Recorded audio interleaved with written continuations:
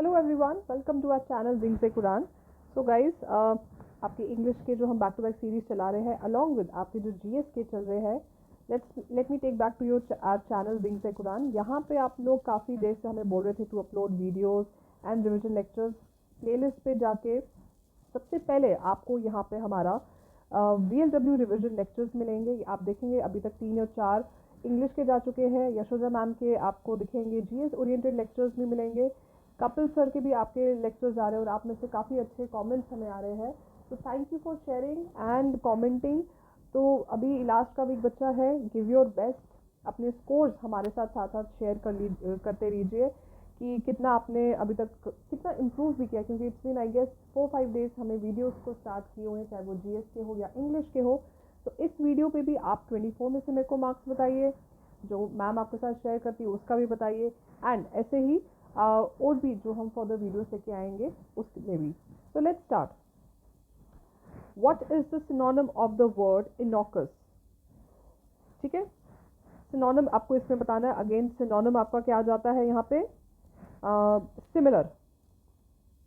ठीक है, क्या आ जाता है इसमें आपका? हार्मलेस, डेंजरस, बैड या adverse? The correct answer here is harmless. ठीक है, हार्मलेस या सेफ, ये आते हैं आपके सिनोनिम्स इसके। बाकी आपके इसके एंटोनिम्स आ जाते हैं। Insert the required words preposition in the sentence below. Preposition डालिए। She was waiting dash the corner, at, in, on, inside. अब आप में से कुछ लोग कमेंट्स में लिख रहे थे कि कुछ जो सेंटेंसेस है उनको थोड़ा टफ करके लाइए। I have no problem in that, but the thing is ये जो टाइप के सेंटेंसेस है, इवन दो आपको लगता हो कि शायद ये छोटा सेंटेंस है, बट अभी भी इन सेंटेंसेस में काफ़ी कंफ्यूजन होती है। ओके, करेक्ट आंसर इसका क्या है? एट। अब प्रेपोजिशन में हम एट कब यूज़ करते हैं? जैसे हम कोई टाइम या लोकेशन की बात कर रहे हैं। यहाँ पे भी ये टेक्निकली एक लोकेशन ही है, कॉर्नर में उसको बोल रहा है, वो वेट कर रही है, तो वहाँ पे हम ये यूज़ करते हैं। अब काफ़ी बार ऐसा हुआ है इन द कॉर्नर भी बोल सकते हैं, चलो हम कोने को हम बोल देते हैं, कोना है ये इसलिए इन आ गया, but the correct here is at. What is the antonym? Now antonym आपका क्या आ जाएगा इसमें? Opposite. So antonym of the word ardor: rude, lethargic, passion, apathy. Okay, ardor का मीनिंग क्या होता है? पैशन। ठीक है, अब इसमें तो इसका आंसर बन जाता है डी, एपथी। नेक्स्ट है correct meaning of the idiom. Idioms आपके इंपॉर्टेंट है, मैंने इस सीरीज में भी आपके दो ईडियम्स रखे हैं। Let the cat out of the bag, to stop doing something, reduce expenses, spend unnecessarily, या to accidentally reveal a secret. हम ये तब यूज़ करते हैं जब हम बोलते हैं that he let the cat out the bag, that means उसने कुछ सीक्रेट गलती से बोल दिया, एक्सीडेंटली बोल दिया। सीक्रेट्स और सीक्रेट। अब इसको हमने ये करना है। The following sentences are not in correct order. Select the options correctly to frame a proper paragraph. Okay? Fortunately for all of us, nature has devised ways to capture new energy. Food chains require constant supplies of new energy to make up continual losses. The most common way is through photosynthesis, the process by which green plants use the sun's energy to build sugars out of carbon dioxide and water. Energy is passed through the food chain, but unlike nutrients, energy is continually being lost. अब आपको मुझे बताना है इसमें correct answer क्या है। The correct answer here is B, BCAB। पहले food chains के बारे में बात कर रहे हैं, उसके बाद कॉमन वे की यहाँ पे बात कर रहा है, उसके बाद फिर फॉर्चुनेटली बता रहा है कि नेचर ने क्या वेस्ट किया, और एनर्जी फिर बता रहा है कैसे पास होती है। बट मैं आपको एक और तरीका बताती हूँ। ये एक तरीका था आपको कंफ्यूज करने का, इसमें एक और हम तरीका ला सकते हैं, डी वाला। ये देखिए, एनर्जी, या हम बात कर सकते हैं कि मैंने डेलिबरेटली किया था बिकॉज मेरे को बोला गया था, काफ़ी कमेंट्स में आते थे कि कुछ इजी टाइप के क्वेश्चन आ रहे हैं, so this is why I wanted to practise one more. यहाँ से स्टार्ट करिए। Energy is pass through the food chain, but unlike nutrients, energy is continuously being lost. Fortunately फिर वो बता रहा है कि नेचर ने क्या डिवाइसेस लाए हैं, फिर कॉमन तरीका क्या है, और फिर आपका आ जाता है फूड चेन्स के रिलेटेड कि उनका कांस्टेंट सप्लाई कहाँ से आती है। तो अब the correct answer here is D. Rearrange the jumbled words to form a meaningful sentence. Turn its in time, it does of adversity back upon or distress, not us. Okay. Up. In times of adversity or distress, it does not turn its back. It does not turn its back upon us in times of distress or adversity. Not turn its back upon us in times of adversity or distress. The correct here is, यहाँ पे distress की हम that means कोई तकलीफ हो उसकी बात कर रहे हैं.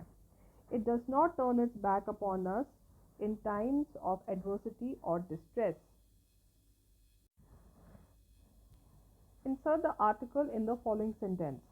I want to dash piano but I can't play dash piano. अब ये सारे आर्टिकल्स हैं, इसमें बताइए क्या है. ऑप्शन खुद पढ़िए, pause the video and answer it. The correct here is I want to buy a piano but I can't play the piano. C is the answer. Buy तो एक ही करेगा पियानो, तो सिंगल के लिए हम अ यूज करेंगे.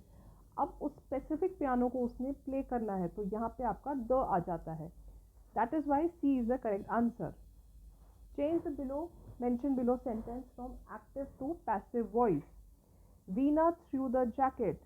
The jacket has been thrown by Veena. The jacket was thrown by Veena. The jacket is being thrown by Veena, या none of the above. The correct answer here is the jacket was thrown by Veena. Again, आपका subject and object oriented जो भी आपका है issue, active and passive voice के related कहाँ पे subject use होता है, कैसे हम ऑब्जेक्ट यूज करता है, इस टाइम पे आपका क्लियर होना चाहिए. अब प्रोनाउंस की यहाँ पे बात कर रहे हैं. कौन सा? I met Shawn dash just return from Paris. मैं शॉन से मिली. Who, whom, him, whose. Who just return from Paris. whom नहीं आता है, him तो बिल्कुल भी नहीं. यहाँ पे हम वी आर नॉट स्पेसिफाइंग उसका किसी प्रोनाउन के रिलेटेड, क्योंकि यहाँ पे एक ऑलरेडी यूज हो चुका है. अब who की जो हम बात कर रहे हैं, इसका मतलब जो वापस आया फ्रॉम पेरिस से. Choose the correct spelling. Accentuate. अब spelling you will pronounce in this way only, but इसका आपका करेक्ट क्या आ जाता है. Of course I make sure कि मैं आपके साथ वैसी वाली स्पेलिंग्स आपको कंफ्यूज करने के लिए करूँ जहाँ पे double C, double E, double I या यू और ओ इन वर्ड्स में हमें कभी कंफ्यूजन हो जाती है. The correct answer here is D, accentuate. अब ये पैसेज के रिलेटेड है. Read the passage below and answer the following questions. Even in the most primitive societies, the great majority of people satisfy a large part of their material needs by exchanging goods and services. Primitive societies होती है जो पुराने ज़माने की रहती है. Very few people indeed can make for themselves everything they need, all their food, जैसे रोटी कपड़ा मकान की जब बात करते हैं, plus tools. Ever since men started living in communities, they have been satisfying their needs by means of specialization. अपने needs को कैसे सेटिस्फाई करें, स्पेशलाइजेशन और exchange. Each individual has concentrated on वो क्या बेस्ट कर सकता है, प्रोड्यूस कर सकता है स्पेशल गुड एंड सर्विसेज जहाँ पे उसका in which he has concentrated और कंज्यूम खुद कर सके. The surplus he has exchange with other members of the community, acquiring in exchange the things he needs that others have produced. अब very few people can satisfy their needs today by to provide things for themselves, to exchange goods and services, concentrating in what they do can best, या individual specialization. Very few people can satisfy their needs today by, यहाँ पे बात करते हैं themselves everything they need, right, the clothing, house, tools, for themselves everything they need. Okay, so आपका आ जाता है in whatever best they provide things for themselves. अब exchange of goods and services क्यों necessary बन जाते हैं? Because trade and commerce are means of progress. We cannot produce everything we need ourselves. Man is a social animal, या none of the above. अब इसको ढूंढते हैं exchange of goods and services. Guys मैंने आपको पहले ही बोला है, जब हमें पैसेज वाले क्वेश्चन आते हैं हम लोग स्पॉट भी पहले क्वेश्चन को कर सकते हैं पैराग्राफ में, उसके बाद भी हम पैराग्राफ पढ़ सकते हैं। Considering the nature of online research हमें पहले पैसेज पढ़ना पड़ेगा उसके बाद, बट टाइम सेविंग के लिए हम कर सकते हैं, बट ओनली इफ आपने बैक टू बैक प्रैक्टिस करी हो तब ये आपका काफ़ी यूज़ होता है। अब क्या है exchange of goods and services necessary कब बन जाते हैं, बिकॉज यहाँ पे देखते हैं, यहाँ पे जब हम बात करते हैं तो the correct answer here is B. What does the author mean by the word primitive society. अब ऑथर ने यहाँ पे प्रिमिटिव सोसाइटी आपने देखा होगा फर्स्ट लाइन में ही मेंशन किया है, इसका क्या मीनिंग है। Small scale with ancient culture practices, modern technological society, post industrial society या none of the above. The correct answer here is A. Okay, मैंने आपको स्टार्टिंग बताया था प्रिमिटिव सोसाइटी क्या होती है, पुराने ज़माने की जैसे स्मॉल कुछ सोसाइटी की हम बात करते हैं उनके रिलेटेड, जहाँ पे एंशिएंट अफकोर्स और कल्चरल प्रैक्टिसेस की जाती है। मॉडर्न टेक्नोलॉजिकल सोसाइटी अलग रहती है। सेंटेंस, अब ये टेंसेस आपको यहाँ पे डालने हैं। Read the sentence. Do you think you dash me somewhere before, has seen, have seen या been seen. Do you think you have seen me before? Has seen नहीं आ सकता, ये हम पास्ट में बात कर सकते हैं। been seeing आपका प्रेजेंट कॉन्टिन्यूस में बन जाता है, अभी भी देख रहे हो तुमको, यहाँ पे हम टाप नहीं रहे हैं, यहाँ पे हमने देखा हुआ है। Choose the correct pair of option for the two sentences. That means ये एक ही सेंटेंस में आपको बताना है। Vikram looked dash when he heard that his proposal has been dashed by the committee। Proposal की बात कर रहे हैं, कुछ यहाँ पे हम पॉजिटिव इसमें बात करते हैं। elated and accepted, happy and made, confused, accepted, elated and received। the correct is elated। elated हो गया आपका happy। अब आप सोच रहे हैं ये नेक्स्ट ऑप्शन क्यों नहीं आ सकता, let's read it. Vikram elated हो गया, happy हो गया जब उसने सुना कि उसका proposal has been accepted। Receive के बाद ही एक्सेप्ट होगा, जब एक्सेप्ट होगा तभी खुशी होगी, तो एक्सेप्टेड। अब इसमें एरर ढूंढिए क्या है। Dipali hopes to become an officer when she complete her higher education and no error. अब no error would be your fourth one. एक माइनर है प्रॉब्लम, दैट इज आपका सेकेंड वाला में, तो C is the correct answer. Dipali hopes to become an officer when she completes. Here you will use the word S. Completes her higher education. Identify the correct model used in the following sentence. You dash to practice more than 3 hours a day if you want to succeed in the exam.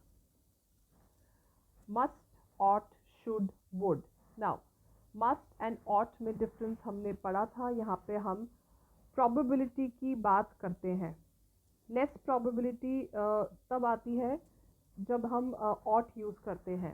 Okay, ought plus more informal manner में हम use करते हैं। You ought to practise, must के बाद to नहीं आता है, so the correct is ought.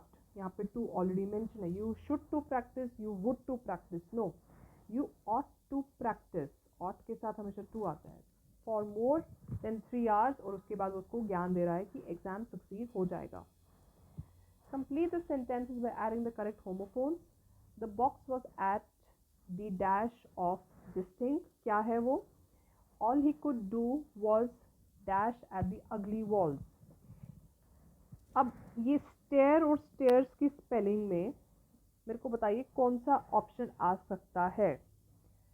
The correct here is C. The box was at the end of the सीढ़ियाँ, stairs.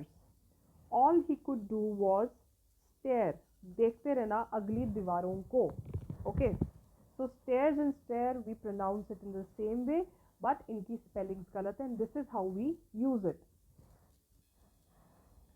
अब choose the correct tense in the following sentence.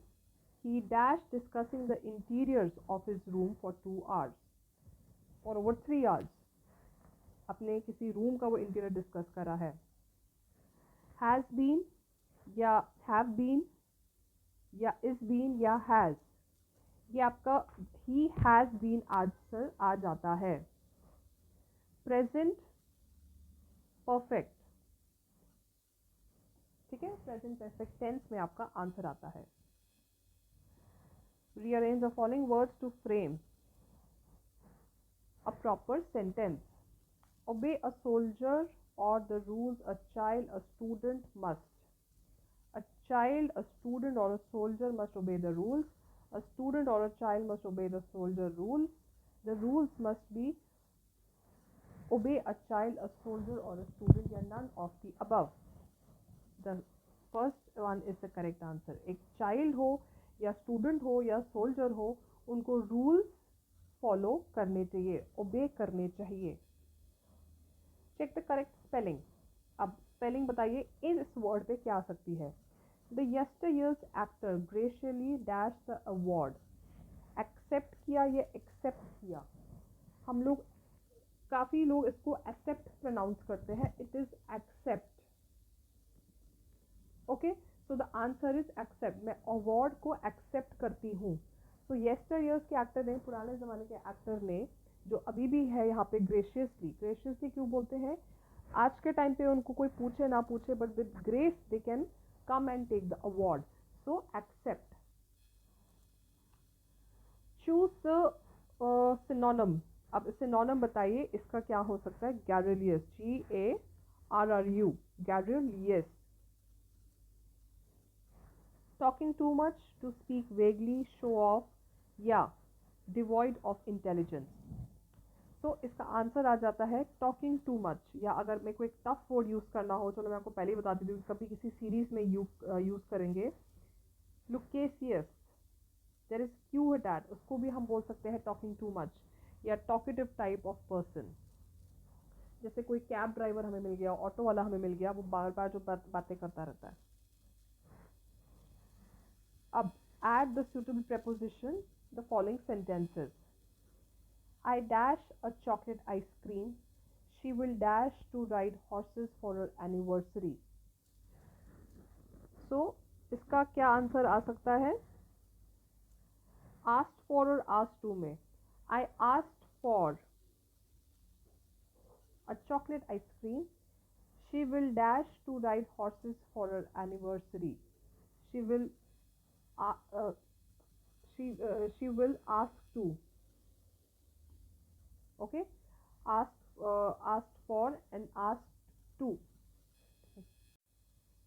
ठीक है। so asked for and asked to, not ed, क्योंकि एक sentence आपका past में आ रहा है और विल आपका ये आगे बता रहा है कि करेंगे।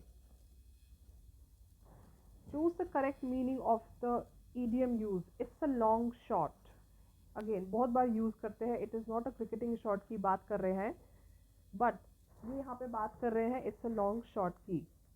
Evidence to back up, chances of something happening are slim, tough break या uphill battle.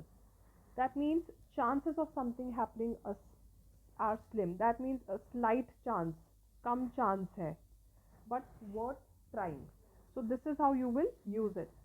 Okay guys, these were the हमारे questions. We will come back with more such series. हमारे GS like I said आ रहे हैं और हमारे maths oriented भी question चल रहे हैं। करंट अफेयर्स से रिलेटेड भी आज हम आपके साथ एक सीरीज करेंगे, इंडिया रिलेटेड करंट अफेयर्स में 22-23 के क्वेश्चन है। Keep on watching and sharing. Tata, bye bye.